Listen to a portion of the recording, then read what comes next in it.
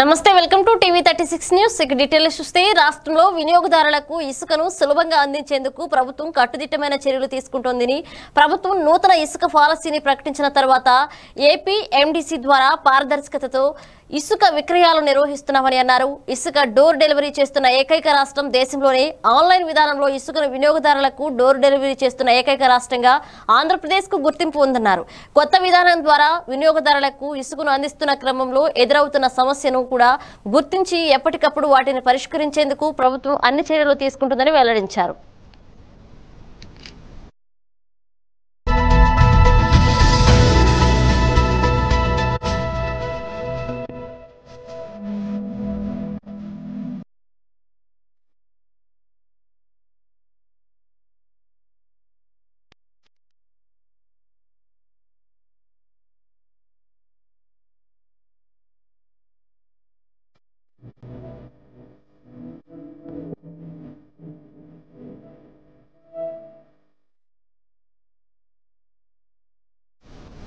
Lockdown సమయంలో అనేక రకాల వెబ్సైట్లు ఆన్లైన్ రమ్మీ ద్వారా వేలాది రూపాయలు సంపాదించవచ్చని మభ్యపెడుతూ యువతను మోసం చేస్తున్నారు. రమ్మీ ఆడాలంటే బ్యాంక్ అకౌంట్, పాన్ కార్డ్ జత చేయడం వల్ల అకౌంట్లో ఉన్న డబ్బులు మాయమవుతున్నాయి. ఇప్పటికే తెలంగాణ, హర్యానా, మణిపూర్ లాంటి రాష్ట్రాలు ఈ వెబ్సైట్ నిషేధించాయి. ఆంధ్రప్రదేశ్లో కూడా నిషేధించాలని ఏఐవైఎఫ్ రాష్ట్ర వ్యాప్తంగా నిరసన చేస్తున్నారు. హోంశాఖ మంత్రి మేకతోటి సుచరితని కలిసిన ఏఐవైఎఫ్ రాష్ట్ర ఉపాధ్యక్షులు comrade Subani online rummy website ను నిషేధించి యువత భవిష్యత్ కాపాడాలని కోరుతూ సుచరితని కలిసి విన్నవించడం అందజేశారు.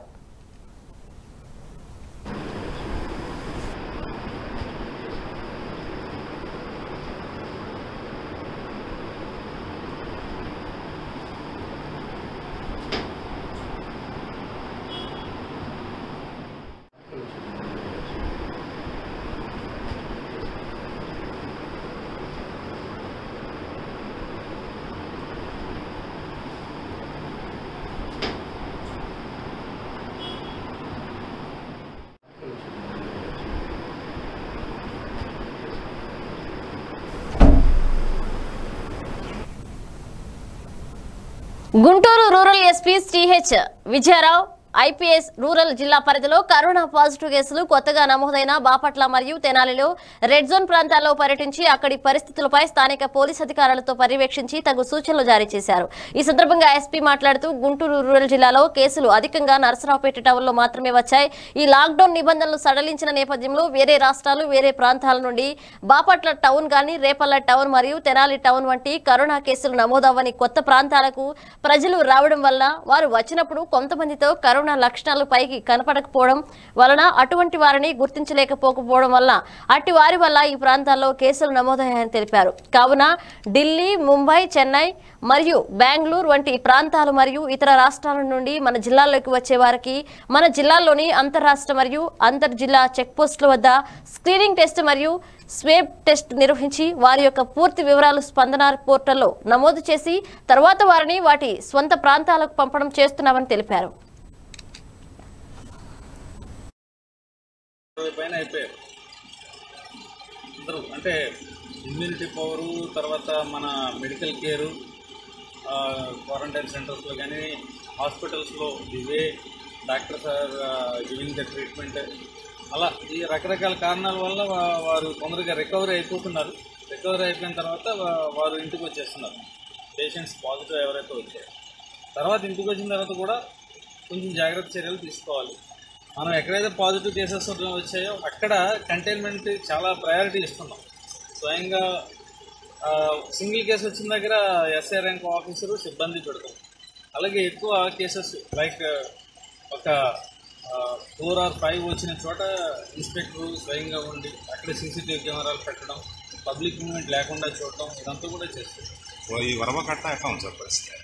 వరవకట్ట ఈజ్ కంట్రోల్ అయ్యి దాదాపు 10 days నుంచి అంటే 1 or 2 కేసెస్ వస్తున్నాయి. ఇంతకుముందు 20-25 అట్లా కొంచెం బల్క్గా వచ్చాయి.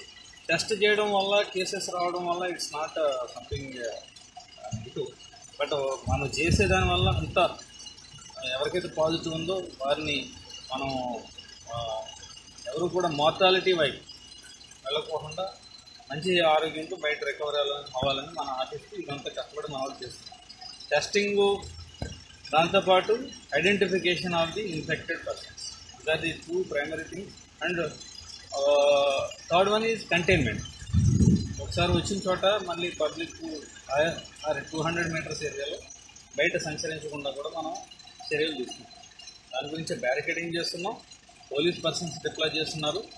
అలాగే స్థానికంగా ఉన్న ఆఫీసర్స్, ఎంఆర్ఓ కానీ లేకపోతే మున్సిపల్ కమిషనర్ కానీ వాళ్ళు కూరగాయలు కూడా స్వయంగా వార్డు వాలంటీర్స్, వార్డు మెంబర్స్తో వారు సప్లై చేస్తున్నారు. బాపట్ల రూరల్ జనాల రూరల్లో పనిచేసేవాళ్ళు వాళ్ళ దగ్గర 1,18,000 ఎవరైనా పోలీసుకి మేము ముందుంటామని చెప్పి చెప్తున్నాం. సంక్షేమ పథకాల తీరుపై ఉపసభాపతి కోన రఘుపతి అభిప్రాయం అడిగిన ముఖ్యమంత్రి జగన్మోహన్ రెడ్డి, రాష్ట్రంలో ముఖ్యమంత్రి జగన్మోహన్ రెడ్డి ప్రవేశపెడుతున్న సంక్షేమ పథకాలు ఏ విధంగా ఉన్నాయా అని, దాని మీద ఇటీవలే చోటు చేసుకున్నటువంటి ఆసక్తికర పరిణామాన్ని ఉపసభాపతి కోన రఘుపతి వివరించారు. గత కొన్ని రోజుల క్రితం తాను ముఖ్యమంత్రి జగన్మోహన్ రెడ్డిని కలిసినప్పుడు రఘు అన్న, మనం ప్రవేశపెడుతున్న సంక్షేమ పథకాలు ఏ విధంగా ఉన్నాయన్నా అన్న ముఖ్యమంత్రి తనతో అన్నప్పుడు, అన్న మీరు ప్రవేశపెడుతున్న సంక్షేమ పథకాలు చాలా అద్భుతంగా ఉన్నాయన్నారు. ఇదే కదా అని చెప్పి నీ అమౌంట్ పెట్టి ఇట్లా ఒక నొక్కునికి గయా అంటాడు. గయా అంటే మొత్తం అందరూ ఆ అకౌంట్లో పడిపోయింది. ఈరోజు మన పరిస్థితి కూడా మీకు చేస్తున్న పథకాలు కూడా అలాగే ఉన్నాయి. మీ ఏ పథకానికి వెళ్ళి అటెండ్ అయినా అది రైతుకి సంబంధించింది కావచ్చు, మహిళకి సంబంధించింది కావచ్చు, లేకపోతే మన ఆటో డ్రైవర్కి సంబంధించింది కావచ్చు, ఏది వెళ్ళినా మీరు అక్కడ పథకంలో ఒక నొక్కుగానే ఇక్కడ ఉన్నటువంటి వాళ్ళందరూ కూడా వాళ్ళ ఫోన్లు చూపించి మాకు పడ్డాయి అని చెప్పి అందరూ చెప్తా ఉన్నారు. చెప్తున్నారా లేదా?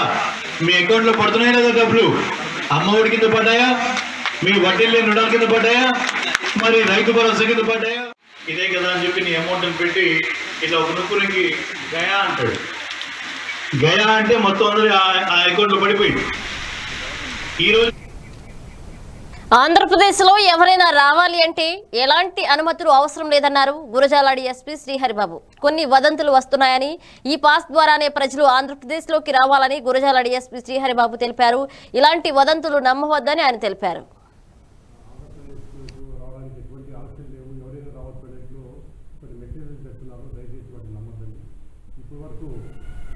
ఇతర రాష్ట్రాల నుంచి వచ్చే పబ్లిక్ గురించి ఎటువంటి ఆలోచన లేదు.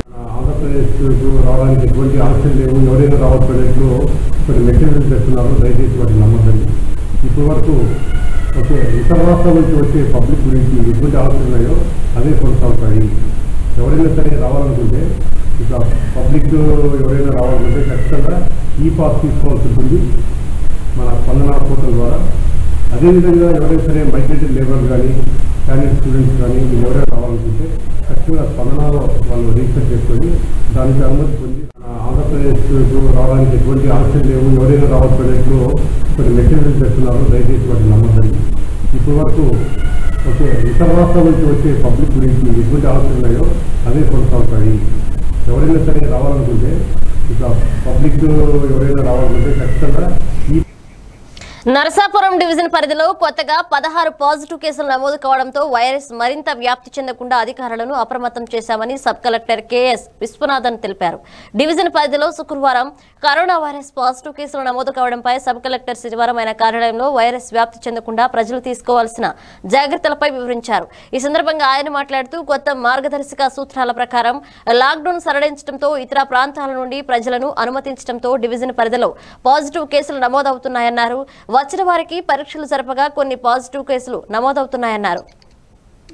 ఎల్బీ చర్లలో ఎట్లా వచ్చింది అని వి were not aware.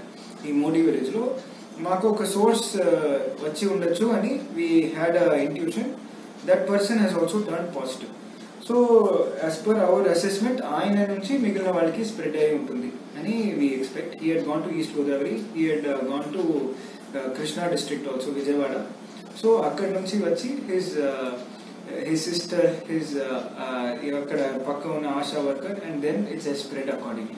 This is our present theory. So ippudu bhayapadaniki em problem ledu because andarki they are all very stable, evarki problematic ga ledu. So as expected corona lo we are not having any big symptoms and ఎక్కడ కూడా ఇప్పుడు వరకు we have not used any ventilator. So మన health system will be able to tackle any case that is coming. ఇది expected, ఈ spikes were expected. Though number of cases increase అవుతుంది, మనకి percentage increases not as high as generally it is seen. So ఇది భయపడడానికి ఏం problem లేదు. We will take as many precautions as possible. So కొత్త containment zones will come up in Ajanta, will come up in Nandyal పట్టణంలో పద్మావతి నగర్లోని తన కొత్త నివాసంలో 3వ ఫ్లోర్లో సీనియర్ న్యాయవాది టి తులసిరెడ్డి ఎర్రగుంట్ల సుబ్బారెడ్డిపై దాడి. సీనియర్ న్యాయవాది టి తులసిరెడ్డి ఎర్రగుంట్ల సుబ్బారెడ్డికి ఫోన్ చేసి పిలిపించి, నువ్వు నాకు వకాలత్లో అడ్డుపడుతున్నావు, కేసులు అన్నీ నువ్వే తీసుకుంటున్నావు, నిన్ను చంపితే ఎవరొస్తారని సుబ్బారెడ్డి అన్నారు. ఒంటి నిండా గాయాలతో సుబ్బారెడ్డిని నంద్యాల ప్రభుత్వ ఆసుపత్రికి తీసుకొచ్చి చికిత్స అందిస్తున్నారు.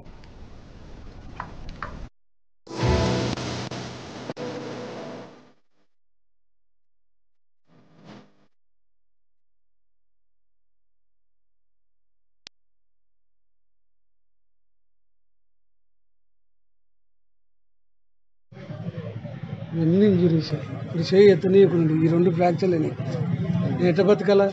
ఆయన కేసులు అడ్డుపడుతున్నానని నన్ను నా పైన ఈ విధంగా దుశ్చర్యం చేస్తున్నాను. ఎర్రగుంట్ల గ్రామం, బన్యాతురు మండలం.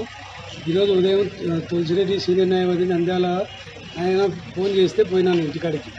పోతే ఏం సార్ పిలిచినారంటే, నీవు నాకు వకాలత్తులు అడ్డుపడుతున్నావు, కేసులన్నీ నువ్వే తీసుకుంటున్నావు, నిన్ను చంపితే ఎవరో సరే లంజకొడు కానీ ఆయన సర్వీసు రివాల్వర్ నా మెడపైన పెట్టినాడు, పన పైన పెట్టి ఇప్పుడే చంపేస్తాడని రివాల్వర్ పెట్టి నన్ను కేసులు ఈ విధంగా నువ్వు అడ్డుపడుతున్నావు, నువ్వు ఈ ఊరు నుంచి పోవాలా, వేరే బారు పోయి బతుకుపో అని చెప్పినాడు. ఎక్కడ జరిగింది ఇది? ఆయన పద్మావతిలో కొత్త ఇల్లు కొనుక్కున్నాడు. ఆయన ఇంట్లో పైన 3rd ఫ్లోర్లో జరిగింది. జరిగితే నేనేం చెప్పిన అంటే, సార్ ఏంది రెడ్డి, మేము చిన్నపాళ్ళము, మీరేదో వదిలేసిన కేసులు నేను పోయి తెచ్చుకుంటున్నాను అంతే తప్ప అన్ని కేసులు నేనేం చేయడం లేదు అని చెప్పిన. ఇంకా ఎవరెవరు ఉన్నారు? ఆయన అనుచరులు, ఆయన దగ్గర పనిచేసే రాజేషు, ఇంకొక వాళ్ళ ఊరికి వాళ్ళ గ్రామస్తుడు, పేరు తెలియదు, అది వాళ్ళ గ్రామస్తుడు, వాళ్ళ బంధువు అవుతాడు. ఆయన వాకిల్ లేరని వాకిల్ వేసి కట్టెలు తీసుకొని భయంకరంగా కొట్టినారు. చూపడం ఏమేమి కొట్టినారు? ఇక్కడ ఈ చేయి ఇరిగింది, ఈ చేయి ఇరిగింది, కట్టెలతో రాట్లతో ఆయన ఉపయోగించారు. మాజీ మంత్రి ఎమ్మెల్సీ శ్రీ ఫరూక్, టీడీపీ జిల్లా కార్యదర్శి చింతలపల్ల సుధాకర్ రావు ఆధ్వర్యంలో 42వ వార్డులో 300 అగ్రకులాల వారికి మాజీ మంత్రి ఎమ్మెల్సీ శ్రీ ఫరూక్ నిత్యావసర సరుకులు పంపిణీ చేశారు. ఈ కార్యక్రమంలో 42వ వార్డు టీడీపీ కార్యకర్తలు అరవేటి కృష్ణమూర్తి శెట్టి, సాయి మురళి, బేతంశెట్టి నాగేంద్ర, కొట్రికే భానుప్రకాష్, రవిగౌడ్, మెదలి కరుణ, సంజీవ్, సుబ్రహ్మణ్యం యాదవ్, అవ్వాలి విజయ్, చవాన్, వెంకోబారావు తదితరులు 100 మంది టీడీపీ కార్యకర్తలు పాల్గొని ఫరూక్ కి స్వాగతం పలికారు. ఈ సందర్భంగా చింతలపల్లె మాట్లాడుతూ 42వ వార్డులో ఇప్పటికీ 850 మందికి నిత్యావసర సరుకులను పంపిణీ చేశామన్నారు. తెలుగుపేట, లింగమయ్య స్వామిగుడి వద్ద ప్రజలకు కూడా 10 రోజుల్లో ఇవ్వనున్నట్లు చింతలపల్లె తెలిపారు. మాజీ మంత్రి ఎమ్మెల్సీ శ్రీ ఫరూక్ మాట్లాడుతూ 42వ వార్డుకు చింతలపల్లె అందిస్తున్న నిత్యావసర సరుకులు పంపిణీ అభినందనీయమని ఫరూక్ అన్నారు.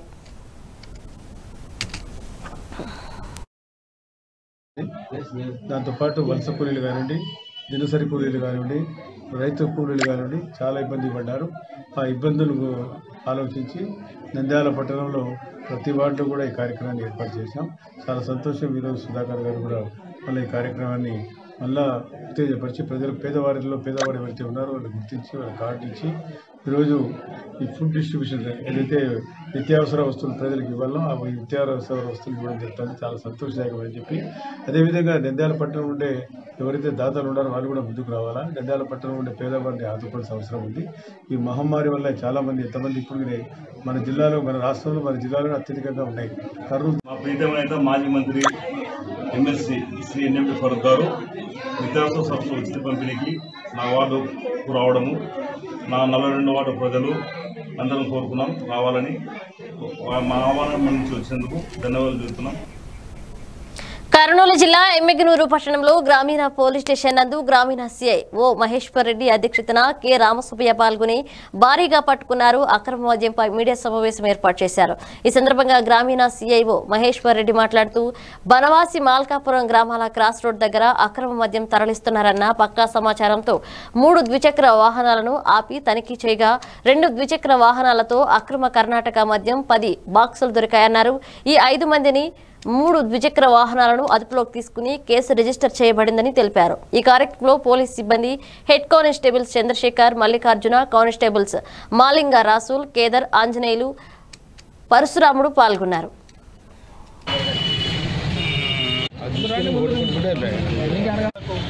ఈ అక్రమ మద్యమును నివారించే దానికోసము చాలా కట్టుదిట్టమైనటువంటి చర్యలను చేపడతా ఉంది. అందులో భాగంగా ఈ యొక్క అక్రమ మద్యమ రవాణాను కూడా అరికట్టే దాంట్లో ప్రజలందరూ కూడా పోలీసు వారికి సహకరించాలని చెప్పేసి మేము కోరుకుంటున్నాం. ఈరోజు మనకి రాబడిన సమాచారం మేరకు అంటే మనం ఒక ఇన్ఫర్మేషన్ అనేది డెవలప్ చేసుకున్నాం. ఆ ఇన్ఫర్మేషన్ మేరకు రాబడిన సమాచారం మేరకు మనకు ఈ మల్కాపురం విలేజ్ బనవాసి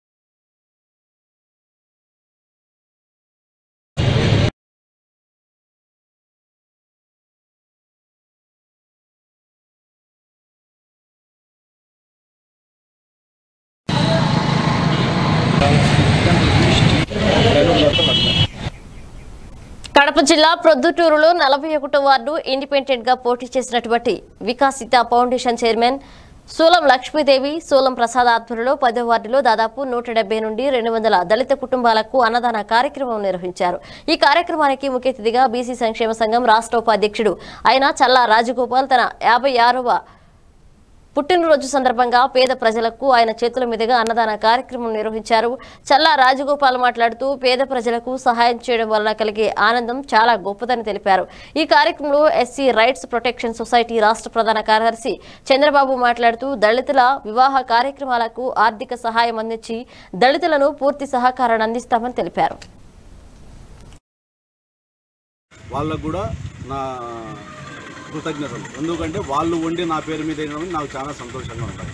పేదలంటే ప్రతి ఒక్క మనిషి కూడా అభిమానించాలి. ఎందుకంటే కొందరు వాళ్ళ పరిస్థితి బాగలేక స్థితిగతుల వల్ల ఇబ్బంది పడుతూ ఉంటారు. అలాంటి వాళ్ళని ఆదుకోవడంలో ఎంత ఆనందం ఉంటుందంటే అంత. ఎందుకంటే మనం చేసిన సాయం వాళ్ళు తీసుకునేప్పుడు వాళ్ళ కళ్ళల్లో కనపడుతుంటుంది మనకు, వాళ్ళకు సాయం చేసామని. ఆ సంతోషం అనేది చాలా, అది చేసినోనికి అనుభవించేవానికి అది అర్థమవుతుంది. ఆ సంతోషం దానం చేసేవాడికి వానికి అర్థమైపోతుంటుంది. అది ఇంకొకటి, ప్రొద్దుటూరు పట్టణంలో పేదవాడు అనేవంటే నేనైతే ఒక 5-6 వార్డులు ఎంచుకున్నాను. 7 మంది. 1వ వార్డు 40, 41, 13, 32, 7వ వార్డు, అలాగే కొన్ని పల్లెలు. ఎందుకు ఎంచుకున్నా అంటే ఊరంతా పెట్టాలంటే కన్నా మా చేత కాదు. మన దగ్గర ఆ దేవుడికి శక్తి ఇచ్చానంటే ఊరంతా కూడా సాయం చేయగలుగుతాం. ఈ 5-6 వార్డులైనా ఫస్ట్ ఇవి ఏదో దత్తత తీసుకొని చేయాలనుకుంటాను. ఈ వార్డు ప్రజలకు ఏ పొద్దు ఏ సమస్య వచ్చినా కూడా ఖచ్చితంగా ముందుండి, నిజమైన పేదవాడు మా దగ్గరికి వచ్చాడంటే వానికి సాయం చేసేదానికి ముందుండి చేస్తా ఖచ్చితంగా. ఇదైతే ఇంకొకటి, మా సీమాంధ్ర బీసీ సంక్షేమ సంఘం తరఫున 2019లో 2018లో పెళ్లిళ్ళు కూడా చేయించాం. దాదాపు 50 మందిని పిలిస్తే 11 మంది వచ్చి పెళ్లిళ్ళు ఉన్నా కూడా మా దగ్గర వచ్చి మేము చదువుకోలేకుండా చాలా ఇబ్బందులు ఉన్నా అంటే సంవత్సరానికి ఒక 10 మందిని చదివిస్తాం. Intermediate first year, second year నాదే ఫీజు కట్టి. వాడు కూడా గవర్నమెంట్ స్కూల్లో చదివే వచ్చి ఉండాలి, కార్పొరేట్ స్కూల్లో ఏదైనా కట్టాలి. ఇలాంటి కార్యక్రమాలు పేదల కోసము ఎన్నైనా చేస్తూ ఉంటాం. టీవీ 36 ద్వారా, ఈ మీడియా ద్వారా ప్రజలకు తెలియజేస్తున్నాను. మీడియాతో ఎప్పటికైనా మాకు అవసరమే. మీడియా అనేది కంపల్సరీ కావాలి. 41వ వార్డులో ఇండిపెండెంట్గా పోటీ చేసినటువంటి వికాసిత ఫౌండేషన్ చైర్మన్ సూలం లక్ష్మీదేవి గారు మరియు ఆమె భర్త సూలం ప్రసాద్ గారి ఆధ్వర్యంలో ఈ యొక్క 10వ వార్డులో ఉన్నటువంటి నిరుపేద దళిత కాలనీ వాజ్పేయి నగర్లో అన్నగారి పుట్టినరోజు వేడుకలు ఇక్కడ వాళ్ళు ఏర్పాటు చేయడం చాలా సంతోషదాయకం. అందుకు అన్నగారు కూడా అంగీకరించి పేదవారి మధ్యనే నేను నా పుట్టినరోజు వేడుకలు మీరు ఏర్పాటు చేయడం కూడా నాకు చాలా సంతోషంగా ఉంది. నేను కూడా అక్కడికి వచ్చి పేదవారితో మమేకమై నా పుట్టినరోజు కార్యక్రమం జరుపుకుంటానని అన్నగారు కూడా ఆనందంతో ఇక్కడికి వచ్చి కేక్ కట్ చేసి దాదాపు ఇక్కడ ఉండబడిన 170 దాదాపు 220 కుటుంబాలు ఉన్నాయి. ఆ కుటుంబాలన్నిటికీ వికాసిత ఫౌండేషన్ వారు ఏర్పాటు చేసిన భోజనాలను వారు అన్నగారు పంచడం జరిగింది. అందును బట్టి వికాసిత ఫౌండేషన్ వారికి కూడా మేము ప్రత్యేక ధన్యవాదాలు తెలియజేస్తా ఉన్నాం. అంతేకాకుండా ఈ కాలనీలో లాక్డౌన్ కాలంలో పేదలు నిరుపేదలు ఇక్కడ ఉన్నారు. ఆ విధంగా ఈ కాలనీలో 7-8 సంజీవ్ నగర్, స్వరాజ్య నగర్ వార్డులో అయితేనేమి, వాజ్పేయి నగర్లో 10వ వార్డులో ఉన్న ఈ వాజ్పేయి నగర్లో అయితేనేమి ఈ దళితులకు అనేక విధాలుగా అన్నగారు తోడుగా ఉన్నారు. అందును బట్టి కూడా అన్నగారికి ఎస్సీ రైట్స్ ప్రొటెక్షన్ సొసైటీ తరఫున ప్రత్యేక ధన్యవాదాలు తెలియజేసుకుంటున్నాం. అదేవిధంగా అన్నగారు కొన్ని 6-7 వార్డులు అంటే 7 ధన్యవాదాలు తెలియజేసుకుంటున్నాం. భవిష్యత్తులో కూడా సామూహిక వివాహాలు, ఉచిత సామూహిక వివాహాలు చేయాలని అన్నగారికి మరొకసారి హృదయపూర్వక జన్మదిన శుభాకాంక్షలు తెలియజేసుకుంటూ ఇవి bulletin updates. Keep watching TV 36 news. నమస్కారం.